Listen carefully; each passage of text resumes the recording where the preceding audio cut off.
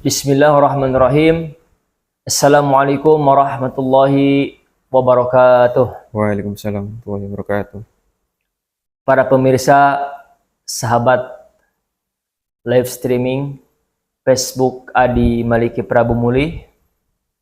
Alhamdulillah pada sore hari ini, tepatnya pada tanggal 12 Ramadan 1447 Hijriah, bertepatan dengan 2 Maret 2026, kita masih bisa kembali dalam acara bincang-bincang santai bersama Adi Prabu Muli dan Dewan Dakwah Kota Prabu Muli. Alhamdulillah saat ini kita menghadirkan narasumber seorang dai muda, ya. Apa kabar Ustadz? Alhamdulillah Ustaz. Nama beliau Ustadz Enggal Nur Wahyudi Esos, ya. Beliau merupakan dai pengabdian Dewan Dakwah atau dai pengabdian STD Muhammad Nasir Jakarta yang bertugas sebagai musyrif di Adi Prabu Muli. Insya Allah pada kesempatan sore hari ini beliau akan menyampaikan judul bincang-bincang santai dengan tema teknologi bagi keberlangsungan dakwah. Ya, betul Ustadz ya? Betul Ustaz. Ya. Baik Ustadz, silahkan langsung disampaikan pembukanya seperti apa teknologi bagi keberlangsungan dakwah. Baik Ustaz. Syukran. Assalamualaikum warahmatullahi wabarakatuh. Waalaikumsalam warahmatullahi wabarakatuh. Sahabat dakwah dimanapun kalian berada, sebelum kita memulai perbincangan kita mengenai tema teknologi demi keberlangsungan dakwah, mari kita flashback sejenak tentang sejarah kejayaan umat Islam. Jadi umat Islam pada masanya itu di abad pertengahan, sekitar abad 8 Masehi hingga abad 14 Masehi itu pernah mengalami sebuah kejayaan, Ustaz. Nah, kejayaan itu dipelopori oleh dinasti Abbasiyah yang saat itu pusat pemerintahannya ada di Baghdad, Irak. Sekitar tahun 750 Masehi hingga 1258 Masehi kurang lebih. Nah, juga ada dinasti Umayyah II yang ada di Andalus, tepatnya di Cordoba. Saat itu dinasti Umayyah itu juga sedang mengalami perpecahan, tapi masih eksis di Eropa saat itu, Ustaz. Nah, itulah masa kejayaan Islam, di mana saat itu pas kekhalifahan dipimpin oleh Khalifah Harun ar-Rasyid, beliau membentuk atau mendirikan sebuah gedung bangunan yang dinamakan Baitul Hikmah. Nah, di sana di Baitul Hikmah tersebut akhirnya lahirlah ulama-ulama terkemuka, lahirlah ilmuwan-ilmuwan terkenal. Mungkin kita tahu Abbas ibnu Firnas merupakan salah satu pelopor penerbangan. Jadi beliau adalah seorang ilmuwan yang ahli dalam bidang penerbangan.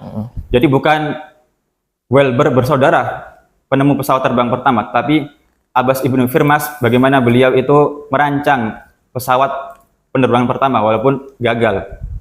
Ada juga seorang ilmuwan Al-Farabi misalnya, atau Ibnu Sina yang ahli kedokteran.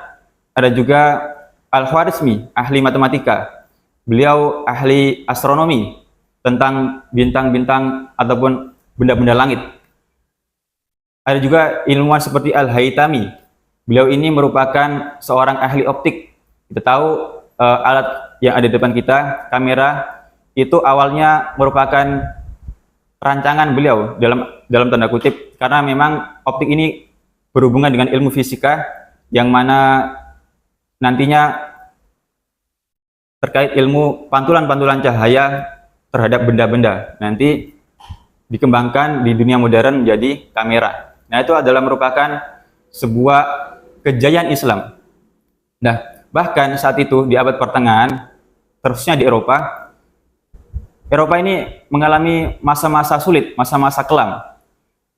Bahkan ketika itu peradaban Barat eh, merujuk kepada dunia Islam, masalah kebersihan. Islam kan mengajarkan kita untuk at-tahuru syatrul iman. Kesucian itu adalah sebagian dari iman. Maka Islam mengajarkan kepada kita toharo, cara bersuci. Islam mengajarkan kepada kita terkait cara-cara untuk membersihkan hadas, membersihkan najis di pakaian misalnya. Nah, dunia Barat saat itu belum mengenal itu. Maka dunia Barat ketika pengen menyayangi Islam, mereka harus merujuk kitab-kitab Islam. Nah, saat itu kitab-kitabnya berbahasa Arab. Maka mereka, dunia Barat, peradaban Barat, belajar untuk belajar bahasa Arab agar bisa mencapai ataupun menggali keilmuan-keilmuan yang ada pada dunia Islam saat itu. Nah, itulah masa-masa kejayaan Islam, di mana juga lahir ulama-ulama terkemuka, ulama-ulama ahli fikih. Kita tahu Imam Ahmad bin Hambal, Imam Maliki, dan imam-imam lain itu lahir di masa-masa kejayaan tersebut. Namun pada sekitar tahun 1258 Masehi, barulah tentara Mongol yang dipimpin oleh Hulagu Han merangsak dan memerangi orang-orang Muslim pada saat itu, hingga akhirnya Daulah Abbasiyah runtuh di tangan Hulagu Han, tentara Mongol.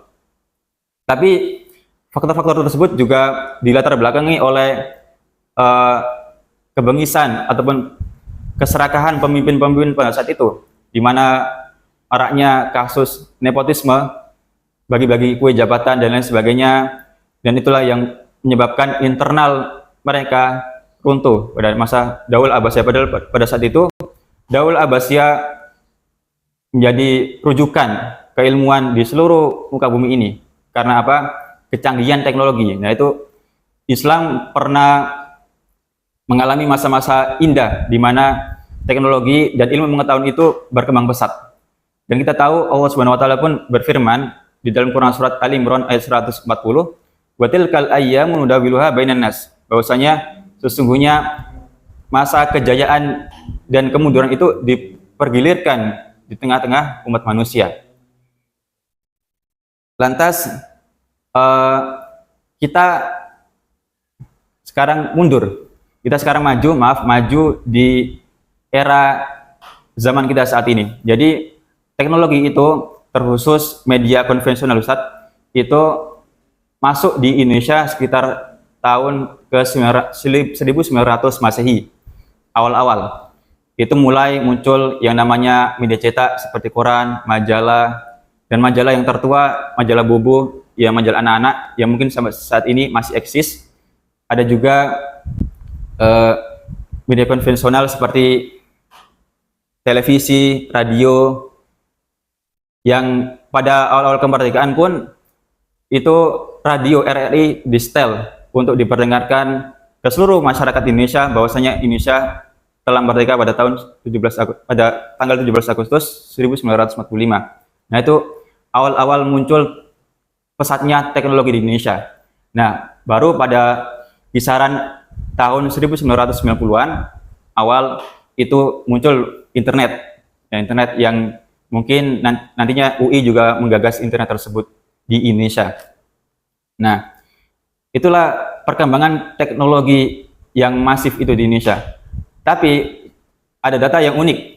Di tengah kemajuan teknologi yang ada di Indonesia, walaupun Indonesia ini tertinggal ya dibanding negara-negara maju lain, secara kecepatan sinyal, jaringan dan lain sebagainya, Indonesia tertinggal. Secara AI pun tertinggal. Nah, Indonesia tapi memuncaki urutan teratas, tapi negatif. Negatif. Jadi ada data dari Badan Pusat Statistik dan dari UNESCO juga, Indonesia ini menempati urutan keempat negara yang konsumtif dalam pemakaian gadget, alat pintar. Jadi anak-anak Indonesia, bahkan mungkin seluruh rakyat Indonesia ini, kisaran pemakaian gadget itu sekitar 6-8 jam per hari. Nah, itu sangatlah miris. Kita bandingkan terbalik dengan minat baca orang-orang Indonesia. Nah, minat baca orang-orang Indonesia ini tergolong rendah, literasi tergolong rendah. Ada sekitar 0,001% Itu artinya setiap 1.000 orang Indonesia itu yang mahir baca, yang minat untuk baca, minat untuk literasi adalah 1 orang saja.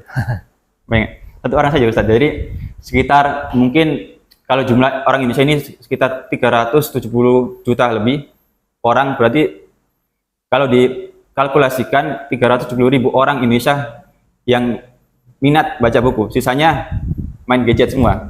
Nah itu. Nah, di perkembangan teknologi yang semakin masif ini tentunya menghadirkan peluang positif maupun negatif. Positifnya, kita sebagai orang Indonesia, kita sebagai bapak-bapak ibu sekalian yang ada di luar sana, ketika dulu zaman masih belum canggih, itu mengirim surat kabar, mengirim kabar ke orang-orang tercinta misalnya, atau mengirim barang-barang ke orang tercinta harus memakan waktu yang lama. Mengirim surat pun pakai kantor pos itu mungkin 3 hari, seminggu, sampai sebulan pada zaman itu. Sekarang kita bisa duduk manis di depan kursi di rumah kita dengan mengirim chat ke orang-orang tersayang kita dengan kilat. Dan ini sebenarnya Rasulullah SAW pun bersabda Ustaz di dalam hadisnya, bahwasanya kelak itu akan ada zaman di umatku itu bahwasanya pasar itu semakin dekat. Yataqarrabul aswaq dan tataqarrabuz zaman. Hari-hari itu begitu cepat berlalu. Setahun itu rasa-rasanya cuma sebulan. Sebulan rasa-rasanya cuma sepekan. Sepekan rasa-rasanya cuma sehari. Dan sehari itu cepat kilat. Dan pasar-pasar itu semakin berdekatan, di mana kita dulu mungkin beli barang-barang itu harus berjalan kaki. Sekarang ada motor, ada mobil. Dan sekarang kita tinggal duduk manis, buka Shopee, klik, udah muncul barang. Bisa online Ustaz ya? Ya, bisa online ya. Nah, itulah salah satu kemajuan teknologi, dampak positif teknologi. Tapi juga ada dampak negatif, Bapak Ibu sekalian. Dampak negatif teknologi yang mungkin kita jarang merasakan di tengah-tengah kita adalah pengaruh tontonan, konten-konten. Jadi dalam data BPS, Badan Pusat Statistik, sensus BPS itu mencatat bahwasanya di tahun 2025 ada sekitar 2.700.000 konten berbau negatif, entah itu judul maupun pornografi. Nah, itu berbanding terbalik dengan konten-konten positif. Pertanyaannya, di mana ke konten-konten positif itu kok bisa kalah dengan konten-konten negatif? Dan itu pun data dari BPS, belum lagi mungkin ada yang lolos dari blokiran tersebut. Nah, terlebih Bapak-bapak Ibu sekalian yang ada di rumah nih, pemirsa sahabat dakwah yang ada di rumah, misal kecanggihan teknologi seperti kita punya HP, kita punya gadget, kita punya televisi di rumah, itu juga berpengaruh dengan anak-anak kita.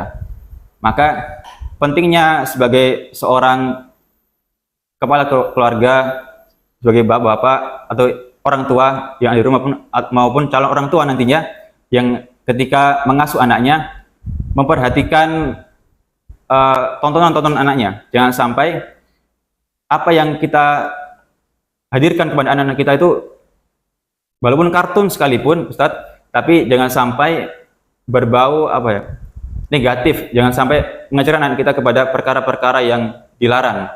Contoh misalnya, mungkin Ustadz sendiri dulu di TV ada SpongeBob, Ustadz ya? Iya. Ya, kartun SpongeBob. Nah, itu ternyata banyak jurnal yang memaparkan bahwasanya kartun SpongeBob itu adalah kartun yang kurang baik ditonton untuk anak-anak. Kenapa kok kurang baik, pemirsa? Karena kita tahu di dalam SpongeBob itu ada banyak sekali perkataan-perkataan ataupun celotukan-celotukan yang itu mengarah kepada rasis misalnya, terus perkataan-perkataan yang tidak senooh misalnya. Dan itu bayangkan kalau ditonton anak-anak. Nah, anak-anak itu memang secara naluri dia itu suka dengan visual. Maka dia itu lebih suka dengan gambar-gambar. Maka tak heran ya kalau di media-media mainstream YouTube maupun televisi misalnya, itu lebih banyak kartun-kartun yang banyak warna-warni gitu, gambar-gambar. Nah, itu anak-anak lebih suka itu karena stimulus anak-anak cepat menangkap visual-visual gambar, konten-konten gambar ketimbang misalnya TV yang menghadirkan drama Korea. Anak-anak kurang suka seperti itu kan. Nah, bagaimana peran orang tua di situ untuk mengawasi anaknya? Jangan sampai luput dari pengawasan. Karena ya kita tahu banyak sekali sekarang propaganda LGBT, Ustadz. Jadi di TV maupun di YouTube itu banyak sekali kartun-kartun yang kelihatannya itu seru, terus menghibur misalnya anak-anak kan suka perkara-perkara atau kartun-kartun yang menghibur, tapi ternyata ada unsur LGBT-nya gitu yang masuk di situ. Nah, itu penting kiranya sebagai orang tua juga harus mengawasi dan teliti, selektif dalam memilih konten-konten yang ada di media-media untuk anak-anak. Nah, teman-teman sekalian yang dirahmati Allah Subhanahu wa taala, kita juga sekarang hadir di tengah-tengah kita itu artificial intelligence, AI. Nah, AI ini selain membantu juga merusak. Bisa membuat brain rot, merusak mental kita, psikis kita, otak kita.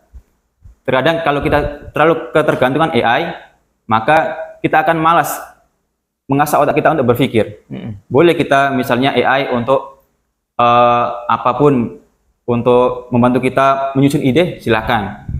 Untuk merubah gambar misalnya silakan. Tapi jangan sampai AI itu kita gunakan untuk sepenuhnya gitu.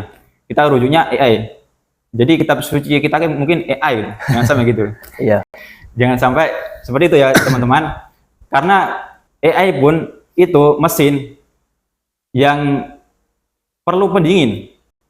Bayangkan misalnya ada studi ya di UNESCO, data-data di mungkin Tempo dan jurnal-jurnal terkait lainnya menyatakan bahwasanya jikalau ada satu orang itu mengakses 10-50 pertanyaan di AI, entah itu nanti bentuk gambar, tulisan ataupun apapun, itu bisa satu pertanyaan itu setara dengan 500 ml air untuk mendinginkan sistem chip AI itu, mesin gede AI itu.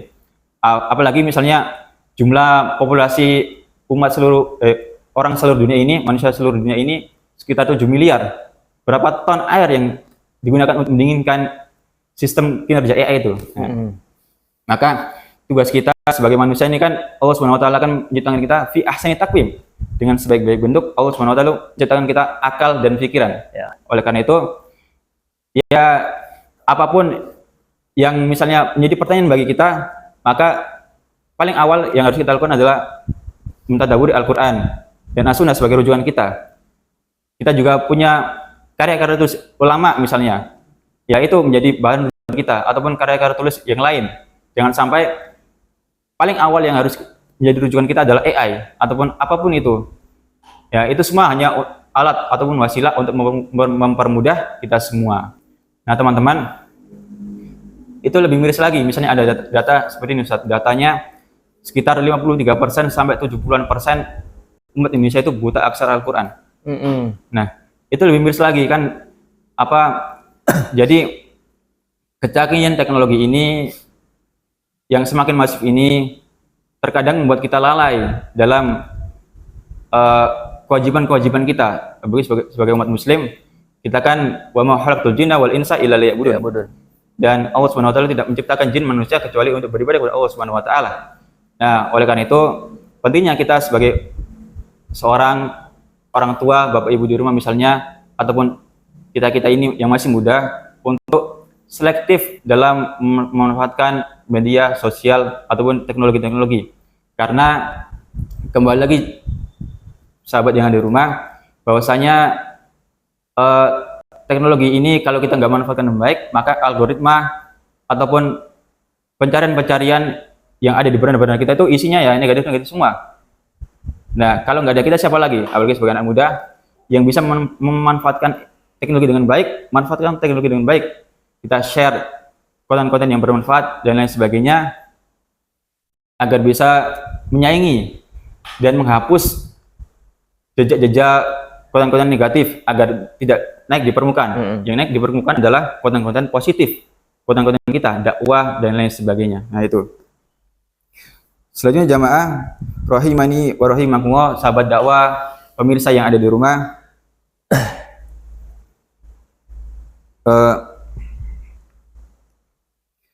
Maka apa sih pentingnya teknologi dalam dakwah itu? Nah, dalam dakwah itu juga penting teknologi itu. Karena apa? Dakwah itu nggak hanya di mimbar-mimbar semata. Dakwah itu bisa kita lakukan dimanapun itu kita berada, apapun profesi kita. Kalau kata kemarin Ustadz Mufid bilangnya, apapun profesi kita pacak dakwah galau gitu. Jadi apapun profesi kita, entah itu kita polisi, tentara, kita orang-orang yang bisa jualan di pasar, jual misalnya, kita mahasiswa, kita siswa, apapun profesi kita itu ya kita dakwah dengan sesuai dengan profesi kita. Bisa jadi dai gitu ya. Dai, ya. Dai. Nah, dai dimanapun dan kapanpun, apapun profesi kita. Nah, teman-teman,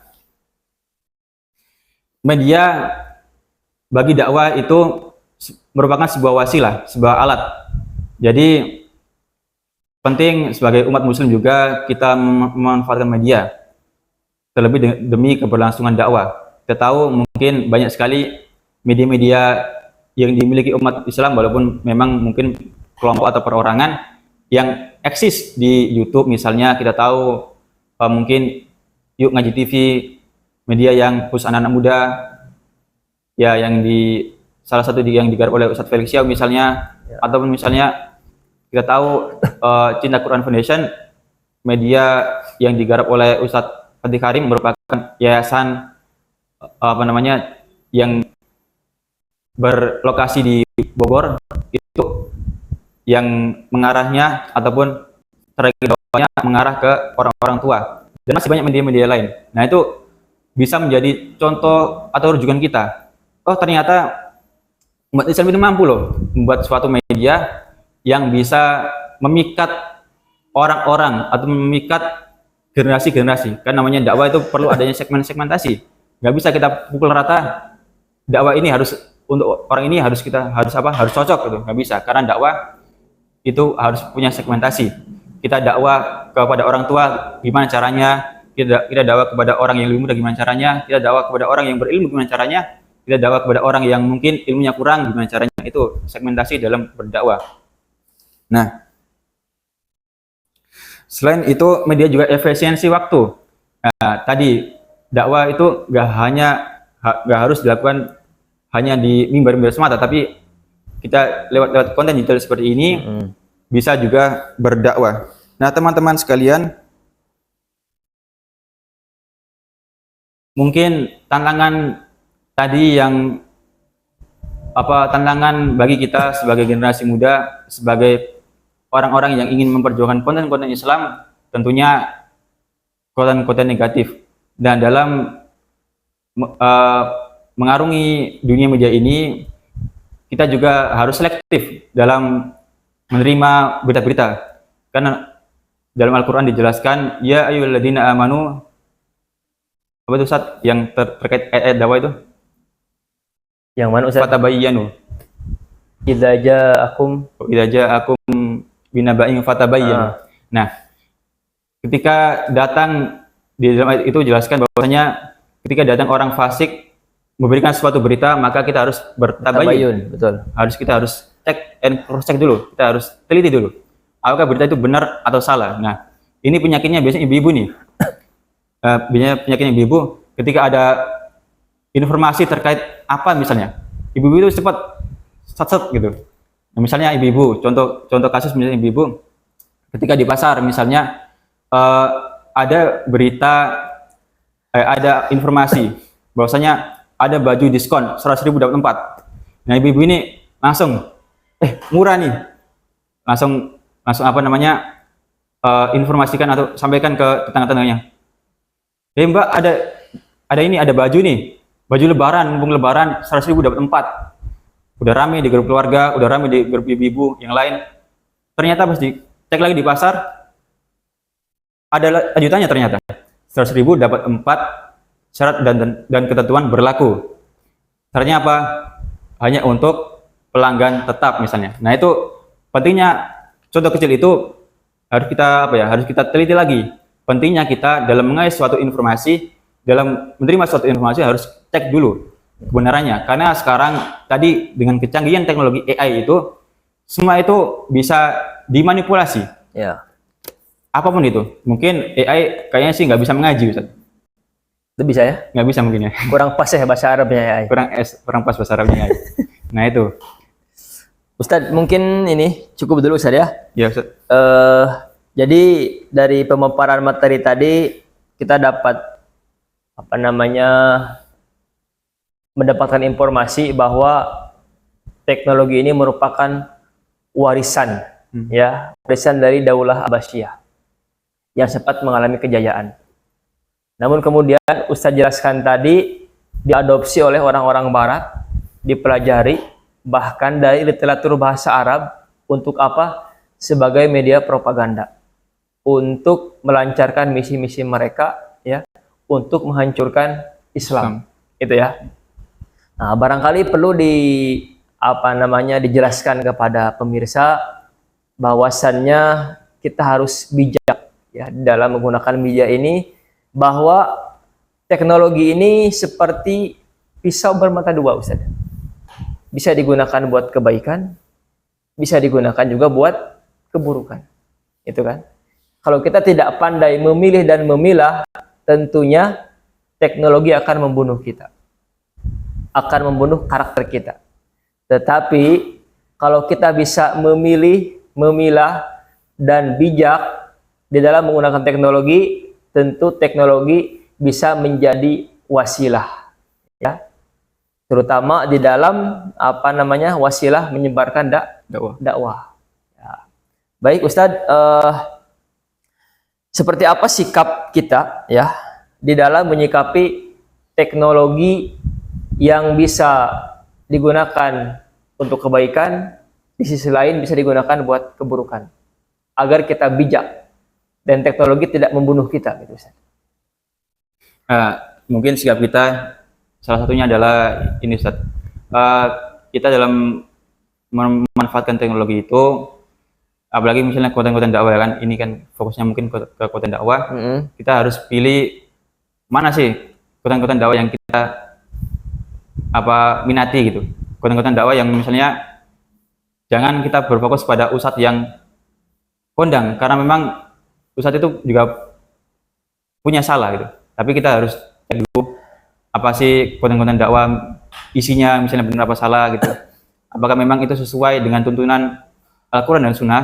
Dan salah satunya mungkin kalau Bapak Ibu sekalian pengen tahu tentang menggali Islam, mungkin seputar bahasan-bahasan Islam, bisa pantengin terus YouTube kami ataupun sosial media kami. Insya Allah kami akan menyampaikan materi-materi yang relevan untuk dunia Bapak Ibu sekalian.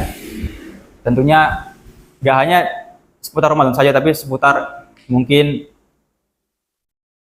hal-hal lain di luar Ramadan, hal-hal lain yang masih menyangkut kehidupan kita masing-masing.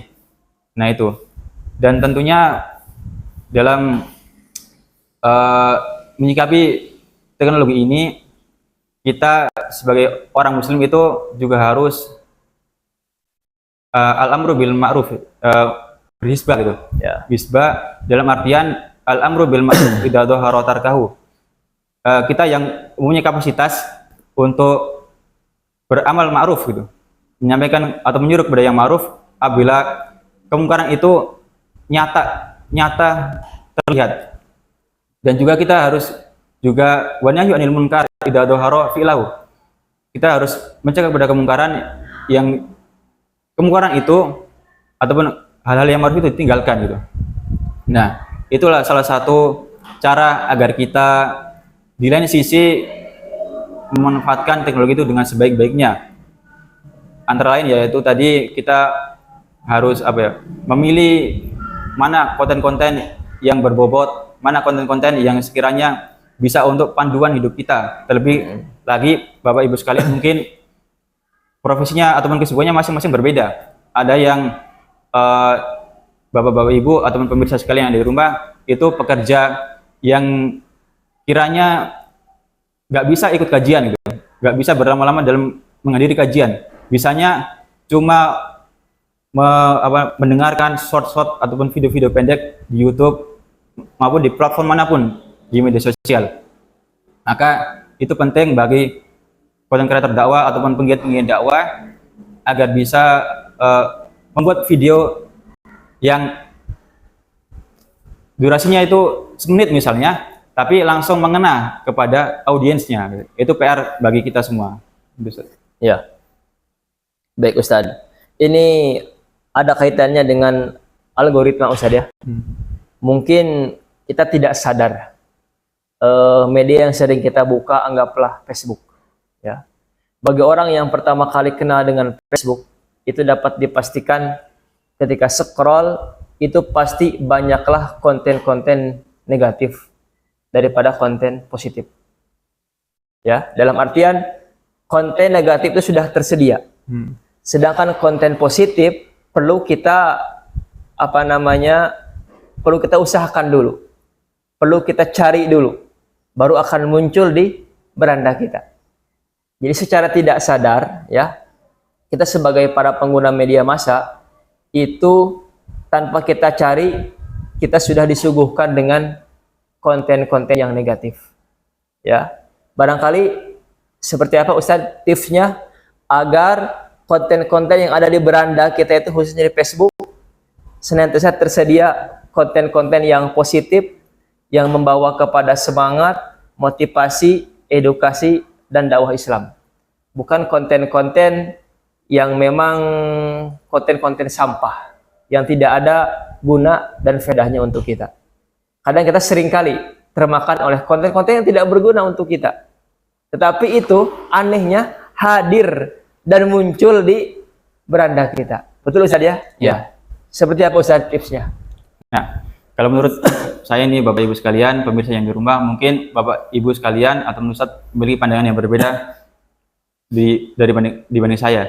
Kalau menurut saya, cara agar di algoritma media sosial kita, di beranda kita itu muncul ataupun hadir selalu muatan-muatan konten-konten yang positif itu tentu ya dari kita sendiri. Kita punya giroh, punya kemauan untuk merubah diri kita masing-masing. Kalau kita ingin baik berarti yang kita cari harus baik, maka otomatis algoritma YouTube ataupun platform media sosial itu akan ngikut sendirinya. Jadi baik-baik. Terus kita juga misal ya, kita kan pertemanan di media sosial dengan siapa-siapa, si fulan atau fulana misalnya, itu juga mempengaruhi karena kata Nabi SAW, almaru ala dini khalilihi, falyanzur ahadukum falihat man khalil. Jadi agama seorang itu tergantung pada agama temannya. Agama temannya. Iya. Ya. Agama temannya. Kalau dia sama penjual minyak wangi ya otomatis dia akan ngikut, wanginya ngikut gitu. Beda sama dia mungkin berteman dengan pandai besi, pasti ya baunya, badannya ataupun kebiasaannya sama seperti orang pandai besi. Karena memang di dalam pepatah Arab itu mengatakan su'ul huluki yu'di, akhlak yang buruk itu menular. Nah, maka pentingnya kembali lagi kepada kemauan kita masing-masing. Karena algoritma YouTube itu atau algoritma media sosial manapun itu tergantung pada diri kita masing-masing. Semakin bijak kita memilih, semakin bijak kita mencari, searching di media sosial, maka yang ada pada berada kita adalah yang positif-positif. Walaupun memang terkadang memang ada aja godaannya. Ada mungkin konten judul dan konten lain sebagainya yang terkadang susah kita antisipasi. Nah itu tapi ya tugas kita untuk men-skip, langsung scroll gitu. Jangan sampai kita pantengin terus, lama-lama menjadi dosa jariah bagi kita. Nah, tapi itu juga penting ya, mungkin PR lagi bagi konten kreator Islam. Namanya kalau kita ini Ustaz buat video itu harus ada hook-nya, harus ada kata pembukanya gitu. Biasanya kata pembuka itu sekitar 3-5 detik pertama ada hook yang mengarah untuk agar si pendengar ataupun si yang melihat Tertarik ya. ya tertarik Ya. nah, dan tidak men-scroll gitu.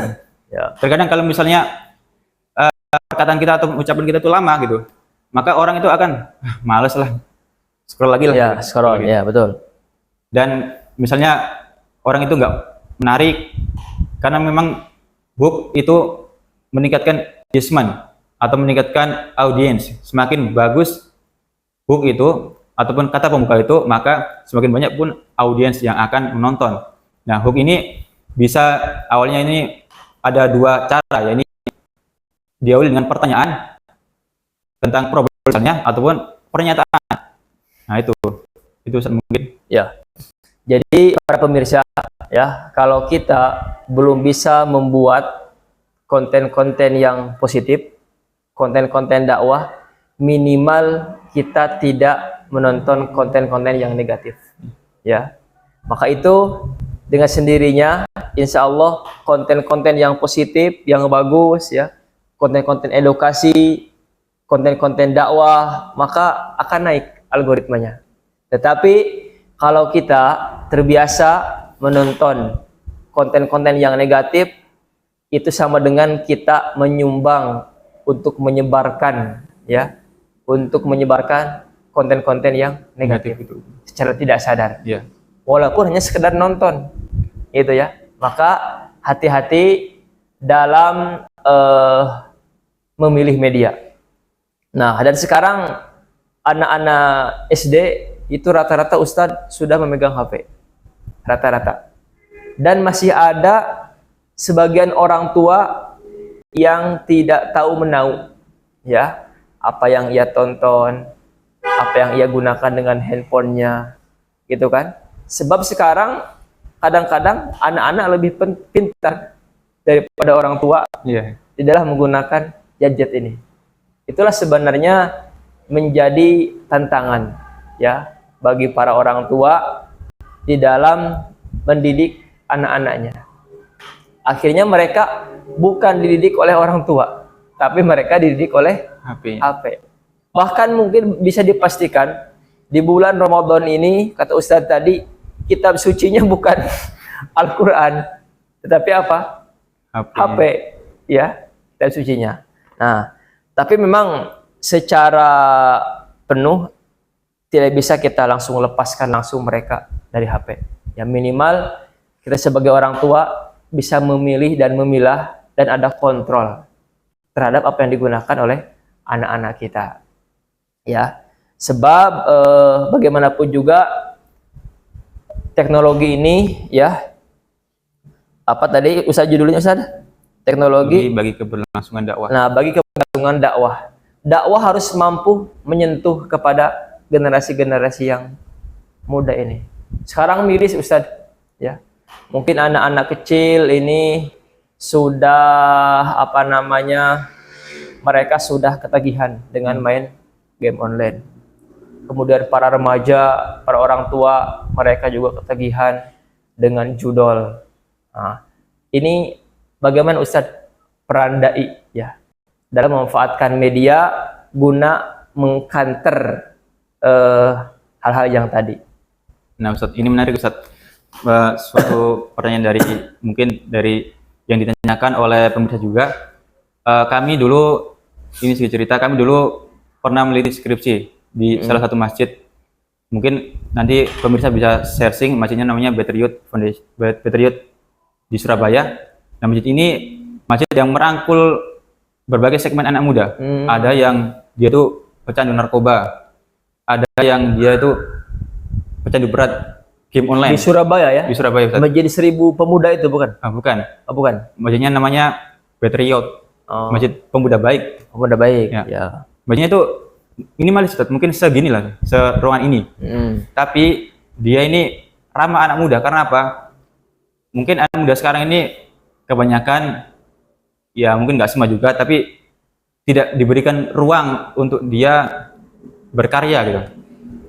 Nah, tapi di masjid itu mereka merangkul, pengurus-pengurusnya merangkul anak-anak muda dan diarahkan gitu. Dan diarahkan nanti misalnya ada segmen satu ini orang yang sudah paham agama, sudah berpendidikan, misalnya sekolah dan lain sebagainya, nanti pembahasan-pembahasan yang ada ataupun yang ditujukan pada dirinya adalah pembahasan-pembahasan mengenai dalil-dalil, langsung mengarah ke dalil-dalil. Tapi ada juga yang segmen 2, orang yang baru hijrah. Maka pembahasan ataupun ilmu-ilmu yang disampaikan kepada mereka, dakwah yang disampaikan kepada mereka adalah soal kebiasaan baik gitu. Nah itu, maka itulah pentingnya lingkungan yang baik untuk anak-anak muda zaman sekarang. Orang tua juga harus menghadirkan kepada mereka lingkungan yang baik, misalnya di pesantren dan lain sebagainya.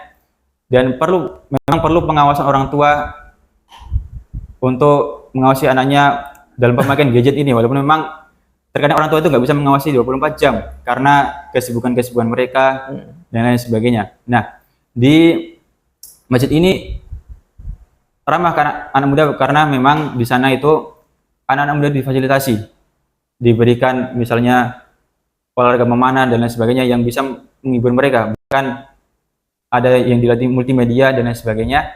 Dan akhirnya mereka itu tumbuh, berkembang dan berubah gitu.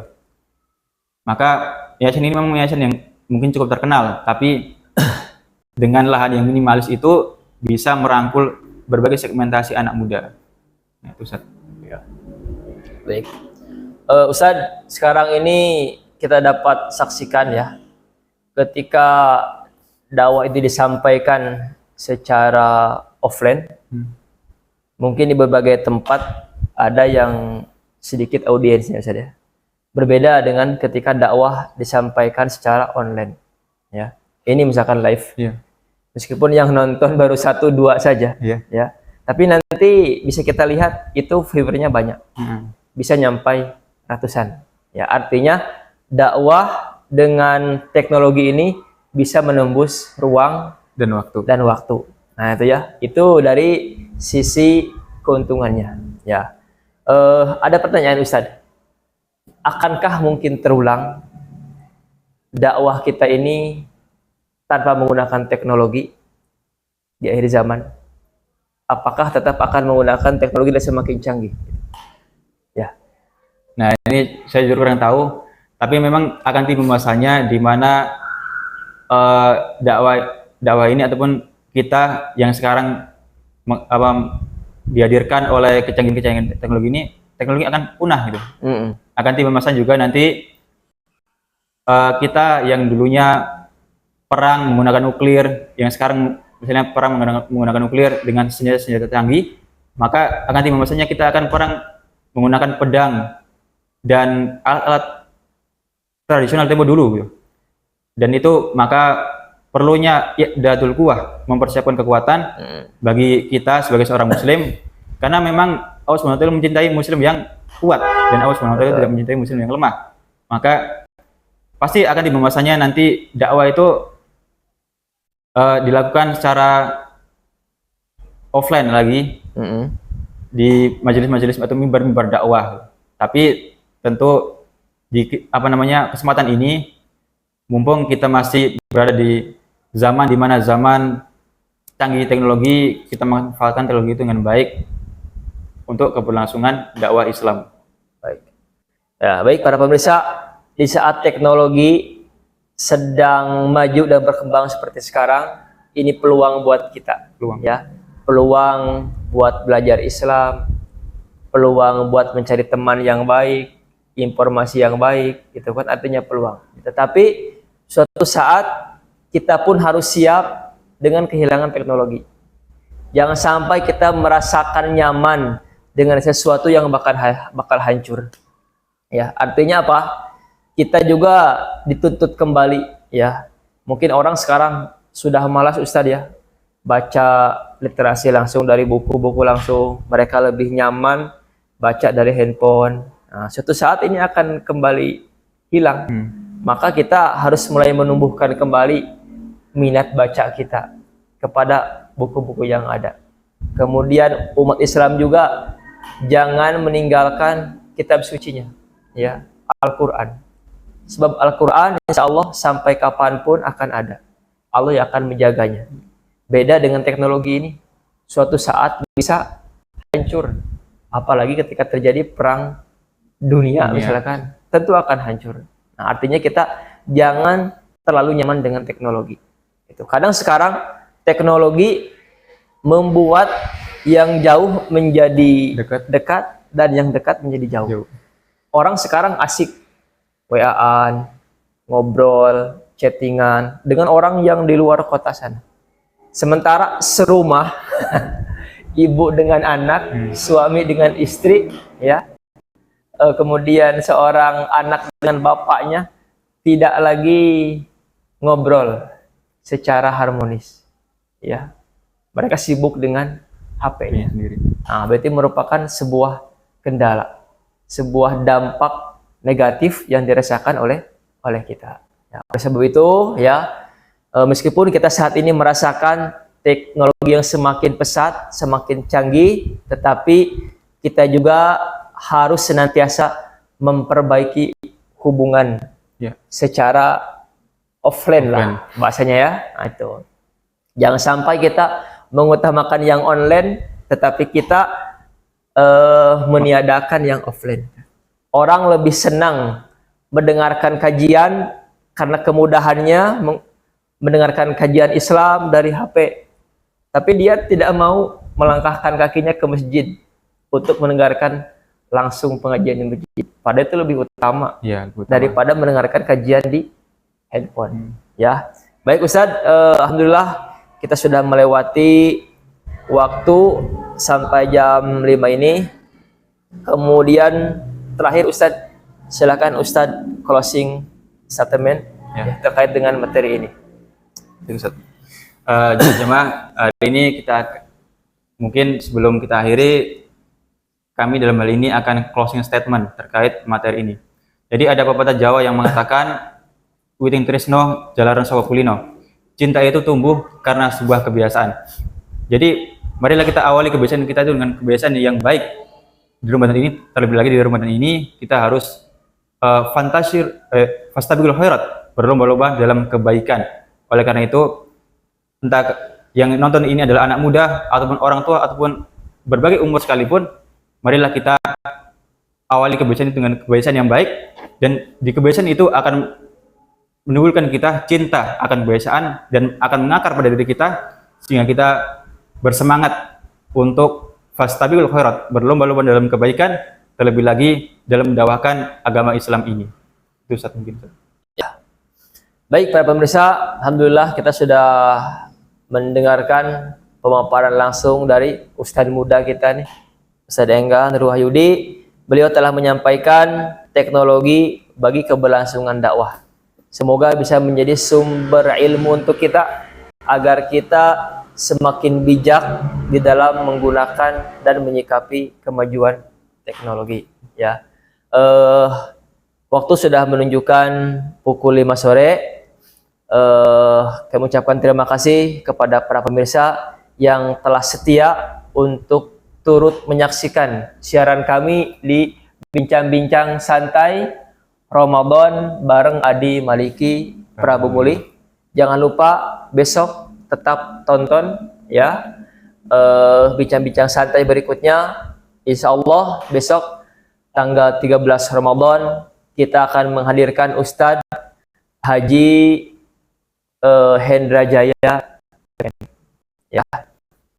Kemudian kita juga informasi seputar penerimaan mahasiswa baru Adi Maliki Prabu Muli angkatan yang ke-8 sudah dibuka bagi para pemirsa yang berminat untuk melanjutkan kuliah di Akademi Dakwah Indonesia Maliki Prabu Muli, ya, berbeasiswa. Pendaftaran sudah kami buka.